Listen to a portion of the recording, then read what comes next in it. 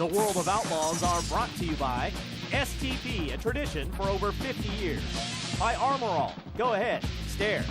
And by Lacrosse Extreme Tough. They're not just tough, they're extreme. Well, race fans are settled in and ready for heat race number 3. Donnie Schatz is in it, and he is with Shane.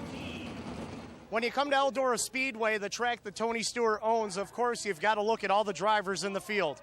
And one of the drivers that's going to be looking to get into this field is the two-time defending Kings Royal champion, four-time defending World of Outlaws Sprint Car Series champion, and the driver for Tony Stewart Racing, Donnie Schatz. Donnie, any extra pressure with all those accolades coming into tonight's event?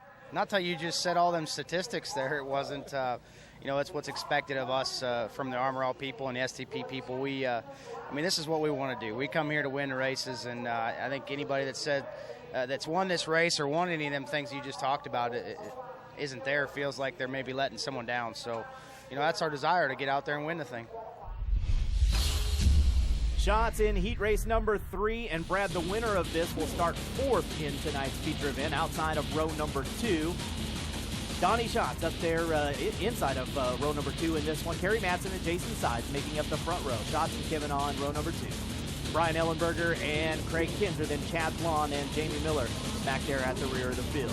So Madsen and Sides from the front row. Madsen, the Australian driver from Sydney, New South Wales, Australia. And Jason Sides running 5th in the World of Outlaws Sprint Car Series point standings, Brad.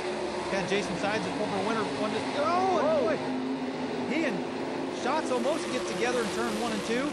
That was an extremely close call right there. It could have been disastrous in this format for both of those drivers. Had something gone awry right there. Sides taking a look once again at Schatz. Schatz upstairs. Sides likes to work that low line at this racetrack, doesn't he? Yeah, he had a good run on Schatz there, and but he pinched the car to keep from getting in the side of him there. But boy, it was very close, and I don't know. He's going to be real happy with what happened on that first lap. There he jumps the cushion, but right now he's probably just trying to focus on running in the top 3, just hang on to the top 3. But again, it's so important to win these heat races because the heat race winner is going to start in the top 6 in the main event.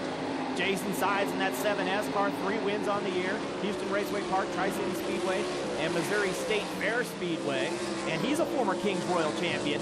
Did it in 2004. Actually, Brad, when he won that Kings Royal, it was his first ever Outlaw win. And there's Kerry Madsen out in front now in the Halls Haulage, car number 3. Boy, he's up there on the cushion.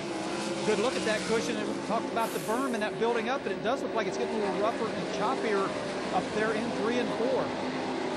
We talked about Sides. Again, the first Outlaw race he ever won was the Kings Royal back in 2004. Not a bad race to have as your first win. Yeah, to get your first World of Outlaws win, to pay $50,000 to win the Kings Royal, that's a good one to get your first one. Just a couple of laps to go now for Sides as he continues to work in the 3rd position behind Donnie Schatz and Kerry Madsen.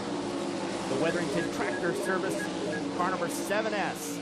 And out in front it is Kerry Madsen working the final lap right now. Sonny Kratzer turning the wrenches on that car number 3. Checkered flag flies. Schatz finishes 2nd. Sides ends up in the 3rd position. Those 3 transfer to the Kings Royal. Chad Kimmenon, Craig Kinzer among the guys who are going to have to come through the last chance showdown to make it happen. Time now for heat race number 4. And they had to do a little restriping of the wall before this one. As you look at Tony Stewart, they're talking with Donnie Schatz's father, Danny Schatz. It's Ed Lynch Jr., Sam Haferteef Jr., front row. Cale Conley, the fastest qualifier in this group, alongside Kyle Sauter in the 7K. You have a favorite in this one, Brad? Anybody off the front row, how about that? Well, would you rather start inside or outside at this point in the night? Well, generally on the outside here at Eldora, because you can get a run down off the bank. Let's see if Ed Lynch Jr. can prove me wrong, but look at Haferteef with the roll on the outside with the momentum. Hold back around him as he come out of turn 2. Well, I've got to think that's one of those areas where it really takes the bravery we were talking about. You have a driver underneath you, and you've got to hold it to the mat up there on the high side of the racetrack.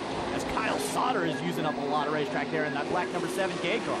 Absolutely what you were just talking about, Bobby. Running the... Whoa! Boy!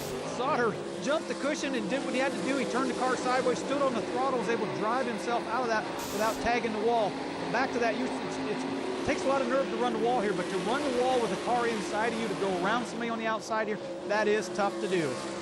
Ed Lynch Jr. showing the way at the halfway point. Kyle Sauter and Cale Conley next in line.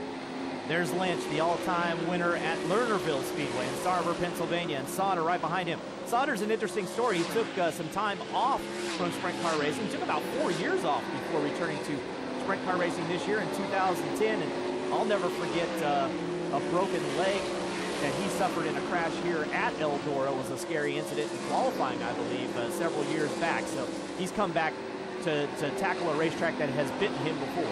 That's what, yeah, as a driver, you have to come back. You have to block all that out, especially at the racetrack you might have been hurt at, and just go out there and run as hard as you can. Sam Haferteef Jr. in front. He is 12th in the World of Outlaws point standings right now, but last year at the Kings Royal, he finished third, Brad. Good run for him. He seems to do well here. He's taken a liking to this racetrack at an early age. He doesn't have a lot of experience here, but he seems to get around pretty well. Haferteef, Lynch, and Sauter, no change in the order, working the final lap right now. Sauter again using all the racetrack, and here is Sunnyvale Sam from Sunnyvale, Texas, near the Dallas area, and it is Sam Haferteef Jr., the winner of heat race number 4 over Ed Lynch Jr. and Kyle Sauter. Those three into the Kings Royal. Cale Conley, he's going to have to do it the tough way. Lee Jacobs finishes in the 5th position. Let's go back down to the pits, and Shane's with the winner of heat race number 3. Kerry Madsen, any pressure taken off now that you won a heat race? You're going to start on the outside of the second row. Actually, all the pressure was on the heat race because, if you can win that heat race, it gets you in the top 6. No matter where you start in the top 6 in the feature, I've got a great shot at it, and I really just want to thank Sonny Kratzer for giving me a great car, then Brian Morrison, engine's fantastic, and especially Brian Hall, who's owned this team all the way from Albany, West Australia, and really hope to go and give him a good showing tonight. This is a great race, a lot of history. What would it mean to win it? Oh, it'd be insane. I can't even think that's that far ahead, but if we could, it'd be something for the Aussies, I'll tell you. That is exactly right, Kerry. An Australian driver has never won the Kings Royal, for that matter, any of the races that are considered the major races in the United States. Sam Haferteef Jr. crawling out of his car. Joey Saldana's team preparing the Budweiser number 9. You're watching the greatest show on dirt, the World of Outlaws Sprint Cars on Speed.